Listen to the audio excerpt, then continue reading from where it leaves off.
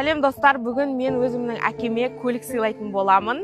Папаның жақында туған күні болған болатын, бірақ кешігіп 9 күнге бүгін сыйлығын әкеліп тұрмын. Қазір табыстайтын боламыз бір. Өмірімді ертегіге айналдырдың жарығым, әр сәт сайын ертеңіңе ойландырдың жарық.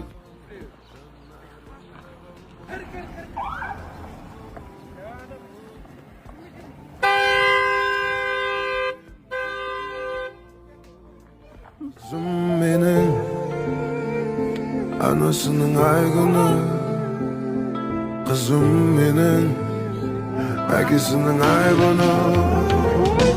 Әке деген бір сөзіңе садаға, дүние